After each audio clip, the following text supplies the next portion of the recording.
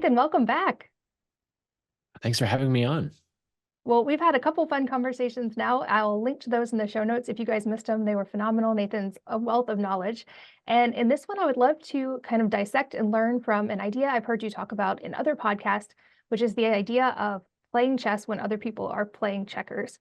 And I would guess people can sort of intuit from that statement what you mean by it, but I feel like your explanation is really valuable. So can you sort of broadly define what you mean by playing chess when other people are playing checkers? Yeah, so sometimes you come across a story and you expect it to unfold a certain way. And then but you actually get to this point where there's this twist and you go, "Oh, you are operating on an entirely different level than what I thought." And there's two examples that come to mind for me of really content creators who, when I understood what they were doing behind the scenes, like the full game that they were playing, and I say game because like this is one of my favorite games. I don't mean that to trivialize it. I mean that in like this brings joy, lets me hang out with all of my friends, and lets me have a great time. And so when I think about the game of building a business as a creator, these two examples just blew my mind.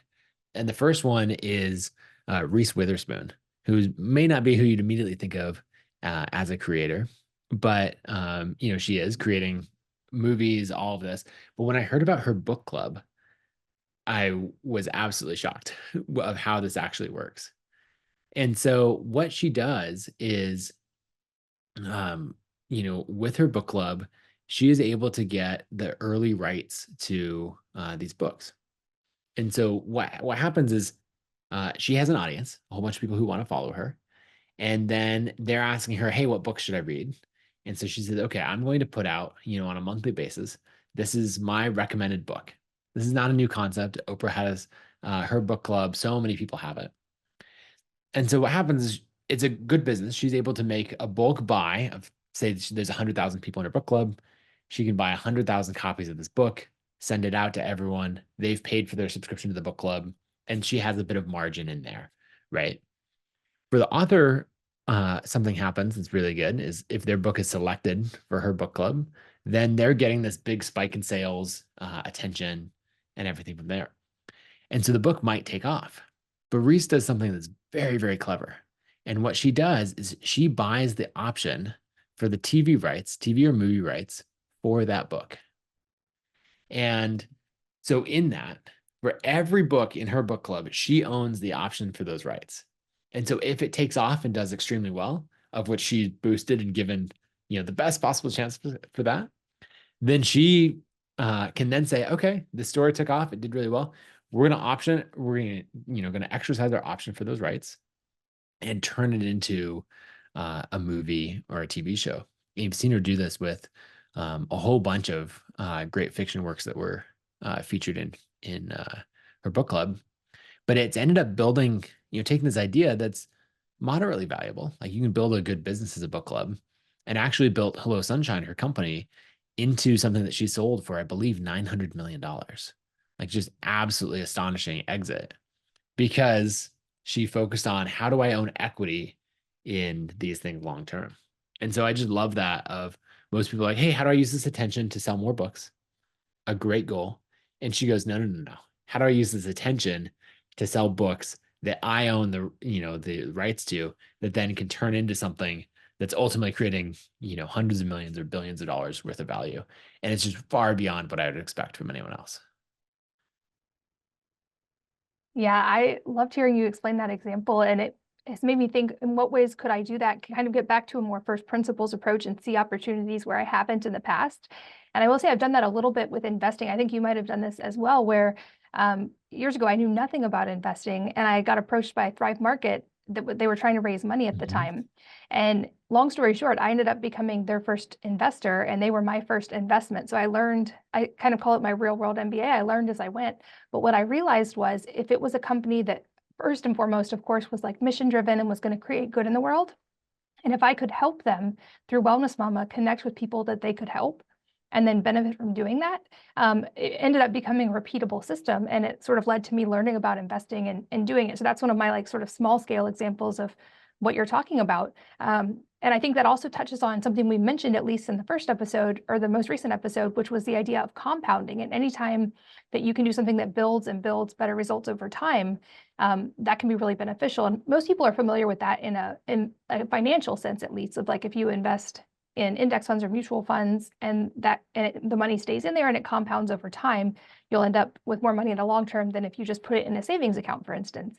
Mhm. But I think there's a lot to learn from that as well. Are there any, I know you've shared some other examples as well of this sort of playing chess when other people are playing checkers, and I'd love if you could just give us a couple more. Yeah, two more that come to mind. One is a creator named Sahil Bloom. I talk about him a lot in flywheels. And if you go and listen to our last episode where we talk about flywheels and then read some of the essays that I've written, I talk about his flywheel that's important for building to 1 million subscribers, right? That's his goal, to build his newsletter to 1 million subscribers. And he's very focused on it. When I talk about that, he's like, oh yeah, that's my small flywheel.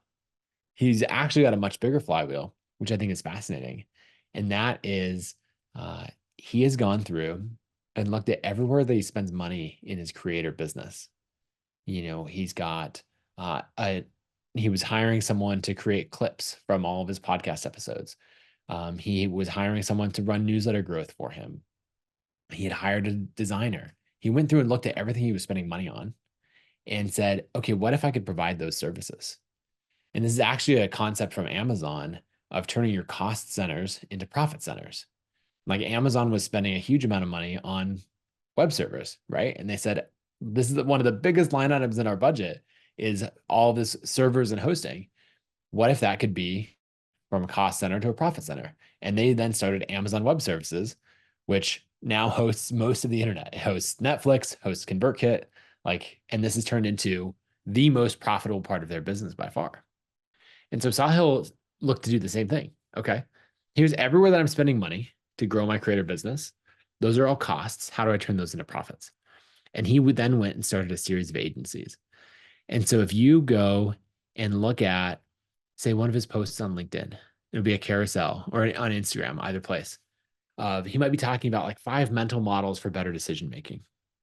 And you flip through it and it's well designed, it's great content.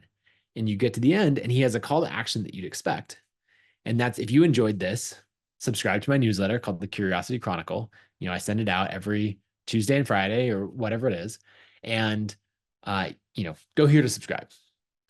But if you flip one more slide, what you'll get is if you enjoyed this content, you like the style and you're a creator yourself, then I use an agency called Bite Size that I founded, that created all of these graphics. If you want that too, go here. And so deep down in his funnel, these little obscure, only the biggest fan creators are paying attention to, he's sending off all these leads to an agency that has grown really well. And most people would do that with one agency. Sahil is a great investor and entrepreneur. And so he's actually launched 9 agencies over the last 13 months. And he's scaled these. They now have a combined 8 million in annual recurring revenue. And I know because one of them he and I did together, because we had the same thing of newsletter growth services. He was like, look, I'm paying individual people for newsletter growth services. We've got a playbook dialed in. We should start our own agency. And so we did. We hired a CEO who's amazing. And we've built that up. And that business is now doing $750,000 a year in revenue 9 months in. And that's because we just have this world-class lead source. And so everyone's looking at Sahil's business and saying like, oh, I see how you're building an email list to promote a book. That's amazing. And then separately, in a way that people barely even notice, he's built a business doing $8 million a year that I bet by the end of 2024 will be at $20 million a year. I wouldn't be surprised at all. And I was just like, okay, you are playing chess when everyone else is playing checkers. I was impressed with what we were all doing, and you're just operating on another level. And that's phenomenal. So anyway, I'll pause there. And then I have one more example that I can dive into. Yeah, I love that. It's such first principles and outside the box thinking, but also with things that are sort of right there when you step back and analyze from that perspective, I'd love to hear the other example. And I'd also be curious if you're willing to share any examples from ConvertKit, which is the email system I use to email you guys if you've ever gotten an email from me. I know you apply these things, both flywheels and this higher level thinking there as well. So any examples from a personal perspective in your own business you're willing to share? Yeah. So I wrote this essay a few years ago called The $1 Billion Creator. And the reason I wrote it out is I felt like creators were thinking too small. They were thinking about, if I have this attention, how could I monetize it? And on one hand, that was turning into amazing returns, right? Like you and I have both made many millions of dollars from our content, and helped tons and tons of our friends do the same thing. But that's actually, I think, thinking quite small. And so I shared an example in this essay of Emily Weiss, who had a blog called Into the Gloss. It was talking about fashion in New York City, and she built that up. And then she ended up, instead of selling books and courses, she ended up creating a company called Glossier that turned into, a multi-billion-dollar makeup brand. And that was basically looking at an audience and saying, what's the highest ROI place that I could direct this attention that I have? It wasn't, selling content. It was something much, much bigger. And so that's actually what I did with ConvertKit, where I took this attention that I had from people I was teaching design marketing to and sold them a software product and said, why don't you use this? I've made it just for content creators. And that scaled, and that business is now doing over 40 million a year in revenue. But I think one of my favorite examples, and the one that I want to go with, is the one that I end up with, each evening before I go to bed, as I'm using my wellness toothpaste. And that is, what you've done with wellness, of having all of this attention that is coming to you, and people are saying, hey, what's what's your recipe for toothpaste? Okay, that's great. Can I just buy it from you? And it's something that you can do continuously. And so I think that brand and company is phenomenal, because you've been able to make something before you were selling attention, and now you're selling products. And I actually have three basic principles for what I consider like a $1 billion creator style business. And the first one is, you have to build more than a personal brand. You can start there, but if you look at all these examples, whether it's Kylie Cosmetics or Beats by Dre or so many of these other things, there's still a personal brand element to it, but they've built something that is much, much bigger than that. And then the second rule is, you have to sell products rather than attention. And so that's like making a move from advertising and sponsorships and some of these other models to, okay, I'm going to sell an actual product, right? And that's what I'm doing with ConvertKit. That's what you're doing with wellness. And then the third thing is, you have to have recurring revenue or repeat purchases. So if you think about, ConvertKit has recurring revenue, wellness has repeat purchases, right? You're using up a consumable, and the more you love it, like, I got to replace that toothpaste at some point.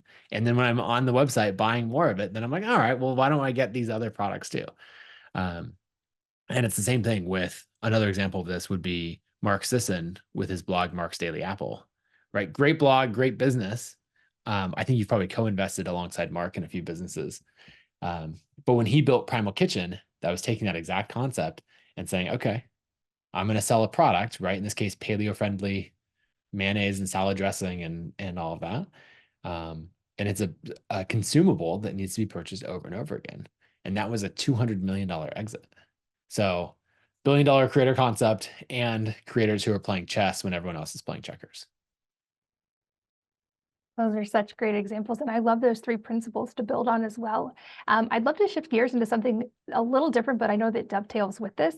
For people who are listening and not watching, you have the word create behind you, and we've had a lot of talk about creation and creators. And I would love to talk a little bit about that side of it, and sort of the benefits of writing and creation. And you've talked about this online quite a bit as well. And I think even for people who are just starting out and maybe don't aspire to create a billion-dollar company, but to create something small Mhm. and sustainable, there's still a tremendous amount of value in that. But also, like you said earlier, it can be, you can get lost in the minutia of it. You can kind of be sporadic and jump all over. But I feel like writing and creation, both on a personal level in our own lives from as creative beings, but also on a business level, can be so helpful. So can you speak to that aspect and why the word create is behind you? Yeah, I think that good things come to those who create, and I want to spend as much as my time creating, rather than consuming. And then the consumption that I do, I want to be focused around helping me create more, right? So I'm listening to podcasts and watching YouTube videos of people who inspire me and give me ideas for new things to create. And in that, I just look at all these things that came in my life as a result of creation. Like I sat down and I decided this is in 2000, early 2012. I decided I wanted to write a book about how to design software. And I'd had a couple of false starts here and there where I'd write a little bit and, the effort was tied to my motivation, which means it's never going to be that consistent. And so I heard this creator named Chris Gillibo talk about how writing a thousand or sorry, talk about how writing a huge amount of content is really easy. He was talking about how you could write a book every year, which I was like, that sounds hard in itself. But he goes on, he's like, you write a book every year, 100 blog posts, 50 guest posts, like some long form magazine pieces, maybe another self published project all in a year. And that's pretty easy. And I'm like, there's nothing sounds easy about that. But I kept going and he said, if you just write 1,000 words a day. And I was like, first 1,000 words sounds like a lot, but that's about two, maybe 2.5 pages. I thought, okay, I know how to write. I can write, in an hour, I can write 1,000 words. If I did that every day, then that would turn into something pretty amazing. And so what I ended up doing is I built a habit of writing 1,000 words a day. Uh, I think I got like 5 days in a row and then missed a day and started over. But by the time I finished my book, I had about 75 days in a row of writing 1,000 words a day. And some of those had been spent on editing and other things, and I counted that as 1,000 words. Like I checked it off in my little app. But that resulted in me going from a designer who was not well known in the space to being the guy who wrote the book on how to design iPhone apps. And that got me tons of new business and opportunity and made me $20,000 on that book launch. But what happened next, I thought was most interesting. And that's when the little app that I had made popped up on my phone and said, are you going to write 1,000 words today? And I thought about that and I was like, no, I hit my goal. I published the book. But then it had that 75 days in a row and that streak, I was going to break that. And so I looked at it and said, okay, I'll write a blog post about how the launch went and the lessons that I learned. So I did that, checked it off on my app, and went on.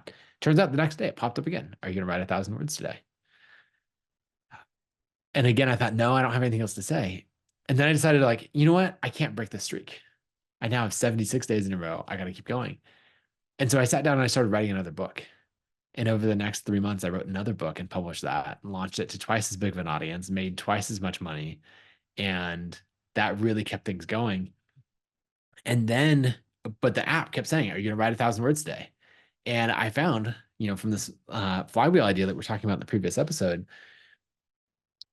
it got easier, right? I built that habit and I was just expected to write. And so I ended up writing 1,000 words a day for 600 days in a row. And basically everything good in my career came from that habit. I met hundreds of amazing people. I built an audience that I was able to use to launch ConvertKit. I made over $1 million from selling the 3 books and the courses that I created with that content and on from there. So I think the biggest thing that you can do is the most important is to just create consistently. Could be 100 words a day, um, could be 1,000, whatever your goal is. But if you do that and you show up consistently, then all of these amazing things will happen towards that goal. And we could talk about so much of it, but I just think that anyone who has a goal should be building an audience around that goal. And you'll just find that you end up living an entirely different life from so many people in your community. And then you're the one that's playing chess when everyone else is playing checkers because they're doing it on hard mode and you're doing it with an audience. And I think this is beneficial even if you actually don't plan to publish it. In fact, sometimes I found my best writing comes out when I'm not planning to publish it or share it at all. But that's why I would encourage people, even if you don't consider yourself a writer or you were given a story in school about not being good at writing, and you don't plan to use writing for a business purpose, still writing in the morning is actually really cathartic. And you might actually find that Mhm. you have a message that could help someone that's ready to come out. But if not, you're going to sort of process the things in your head and let them come out onto paper, which in and of itself I find is incredibly valuable. Um, I'd love, as a follow-up to that briefly, what app do you use to track that? Because I love the idea of a daily reminder. Yeah, so I wrote my own app called Commit that I ran for years. I am now focused on other things, so that app is no longer around. But there's an app called Streaks that exists today that is much better and has all the features that I never had time to build. Um, and so Streaks is a great app. It lets you add multiple things in there, so you could say like, um, I'm going to write 1,000 words and practice the piano. Right? You can have multiple goals within there. And so I think it's really fun and builds that momentum of having this one thing. It'd be easy to get in and say, oh, I'm gonna do these 6 things every day, and that's gonna have me living the perfect life. And it's just gonna be way too much. It's gonna overwhelm you. And so I would say start with a single thing and build up that habit and then layer on some other ones from there. So, in my case, I would just say, like, I'm going to write every day, maybe build that habit. And then once you've got 20 days in a row of writing every day, then say, I'm going to write 250 words every day, like sort of make it a little bit harder so it's more substantial. I love it. And I'll link that app as well for you guys. I'm going to definitely try it out. Another thing I've noticed as a trend among people who do well in business and also in every area of life that may seem unrelated, but I think I would make the argument that it actually might be very closely related is the idea of constant learning and challenge and getting out of your comfort zone is actually really helpful to the business process as well. And I know from reading your blog and from just knowing you in person that you're working on getting your pilot's license, which is something I have not finished yet Yes. either, but started twice. And I would love for you to speak to this aspect of the benefits of constantly learning something new, pushing your comfort zone, and trying new challenges, even if they don't directly relate to what you're doing in business, but how that is related and also beneficial. Yeah, I love flying. I didn't know that you've started to work on your own license as well. Are you going to pick that up again? Probably so. I actually started the first time when I was 18 and then went to college and didn't get to finish, and then started again a couple years ago. So my plan is actually to finish this year with my two sons, who are both old enough now, and for us to all do it together as sort of like a bonding experience. Oh, yeah, that's amazing. I'm so excited. I finished all of my requirements and I'm waiting to get to be able to schedule my check ride because the FAA has a long backlog. But I love the process of learning to fly. It's interesting as an adult, you don't have to be a student that often. And I'm like making flashcards and studying flashcards, and like memorizing all of this information. Actually, I had picked up my 2 older boys from school yesterday, and they'd just been learning about the principles of flight. And I didn't know that in school, but they like my 9-year-old goes, Dad, what are the um, the four components of flight? And I'm like, oh, no, I do actually know this, like lift, thrust, like listing that out. But it's fun to be a student again. Uh, it's also really interesting to get exposed to an entirely new industry, right? Like now I'm a consumer of online courses about getting your private pilot's license. I'm watching an entirely new set of YouTube channels. I'm seeing new examples of people. Like, actually, I have this friend, Trent, who is using an audience to shortcut the goal that he wants really effectively. So, Trent is an entrepreneur. He's built a couple of companies. He's 53 years old, and he decided that he wanted to be a professional airline pilot, which is a crazy, like, that's something that people start when they're 20 because it takes so long and there's all the seniority. And he said, like, look, I just exited a company I'm not ready to think about retirement. I have always had this dream. I want to be a pilot. And so as you embark on this journey, like I have 100 hours flying an airplane right now, as I've been doing it for the last year. To even qualify to be an airline transport pilot, which is a certification, you have to have 1,500 hours. So, like, that's a crazy number of hours. And so, and you have to have all these ratings, right? Private, instrument, commercial, work your way all the way up. And Trent said he's going to embark on this journey, and he went to flight school instead of doing it like you and I did of, oh, we're taking a lesson, maybe one or two a week. He said, this is my full-time focus for 90 days. And he ended up getting 7 ratings. So all the way up to being a instrument rated flight instructor. He got 7 ratings in 90 days because that was his whole focus. He's studying, he's using simulators, he's flying twice a day, all of this stuff. And then the coolest thing about it is he started a YouTube channel about his process. And so in 9 months, he's grown this YouTube channel from 0 to 20,000 subscribers. And he has endless opportunities compared to what a normal flight instructor has. Like a flight instructor is actually but it's like a $20 to $25 an hour position, even though we as students are paying the flight school like $70 an hour. And that's because all of these flight instructors are trying to get their 1,500 hours. And so they're putting in all this hard work. But Trent, because he decided to build an audience and document his journey, now he's an independent flight instructor. So he's making all $70 an hour himself. He's not having to pay another school. And he has a steady stream of fans of his channel that want to train with him specifically. And so he's now picked up, I think, almost 600 hours so far. So he's a third of the way to his journey of, being able to be an airline transport pilot. And his audience has let him do it in a totally different way. He's actually making more money referring students that he can't take on to other flight schools because they pay out a $2,000 referral bonus. And so I just love that example. I'm like, here's a very, like in food or design or any of these spaces where like we can think outside of the box. But then you get into a profession like being a lawyer or a pilot or something else, like, nope, there's all these constraints. You it has to operate a certain way. And Trent's like, actually, an audience helps me a crazy amount here as well. So anyway, I love being exposed to new stories and learning new things. And I love it when people build an audience in pursuit of whatever goal they have. Such a great example of the power of building an audience. And I love that it's in an area, like you said, where you would normally not think it was even possible. And that he's turned it into something that's helping people and helping him. I think that's a double win is Mhm. always beneficial. And that story made me think of a quote I read recently, which was to sell your knowledge and purchase bewilderment. And I think, like you said, there's tremendous value Mm. in staying in the mindset of a student and constantly learning. And once we're out of the school phase of that, we actually get to do it in whatever area we choose. And it's beautiful and exciting. And I think often we forget that when we're adults, that we can still stay constant students of life and learn constantly. And I know I always enjoy our conversation so much. I wish we could talk for hours and hours. But until next time, where can people find you and keep learning from you? I know you publish online and you are involved in so many things. Yeah, so I have a podcast called The $1 Billion Creator where I like to riff on all things, um, business and building teams and really on the power of audience. And then I write a newsletter at nathanbarry.com.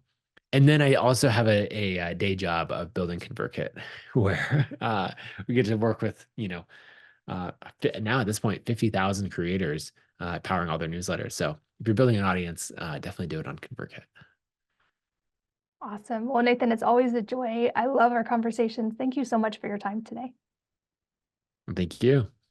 And thanks as always to you for listening and sharing your most valuable assets, your time, your energy, and your attention with us today. We're both so grateful that you did.